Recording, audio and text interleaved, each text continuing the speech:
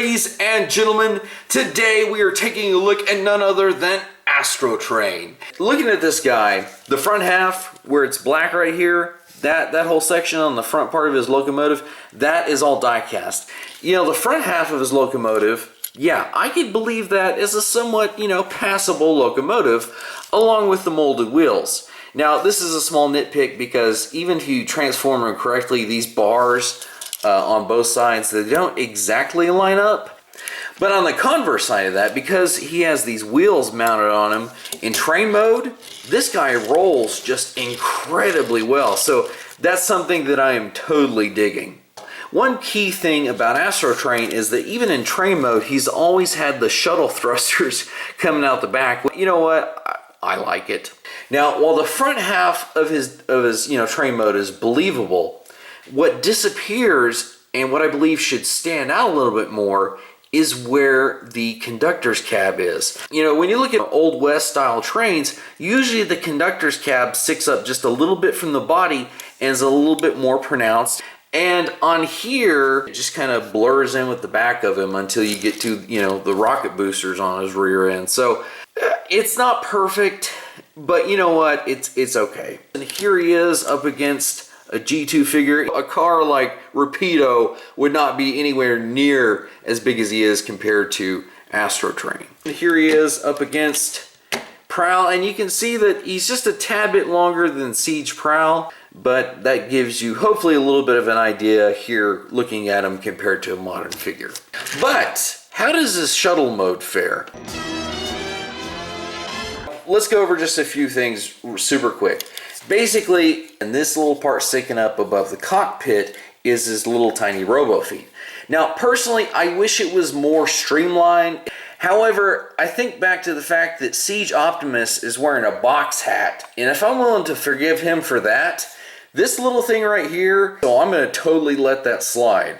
Here's something that should likewise, I should feel the same way about it, but I feel the complete opposite, because clearly these are like train wheels. But again, for this character being Astrotrain, it helps register in my brain who this character is.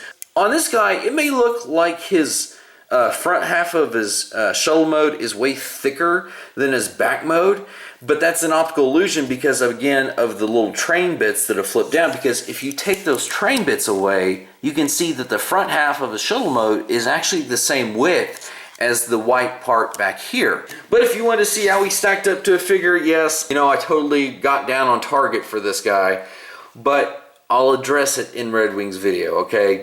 Let's just go with it for right now. This is simply just to show you how he stacks up to a more modern figure. Ironically, they're about the same length, so that's kind of cool. Let's see how Astrotrain does in his third and final mode. And to begin with, let's start with size comparisons.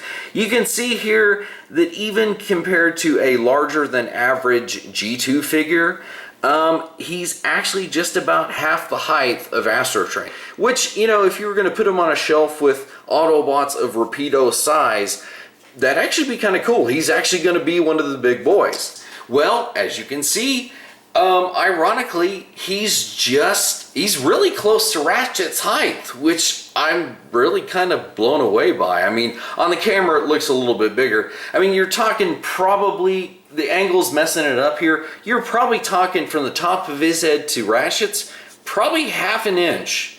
And that's amazing. Of course, Red Wing is, outshining the both of them here. Now, if there's one thing that Astrotrain is not lacking in, it is in firepower. And that is simply because if we go ahead and we slide it into his hand, so in order for him to be able to see what he's shooting at, you do have to kind of fold the bow tie a little bit up, at least on one side.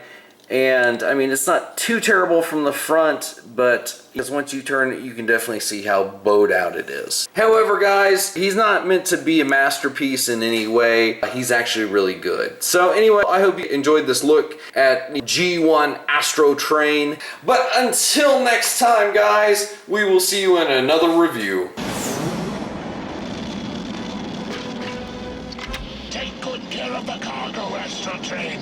Nothing must happen to it.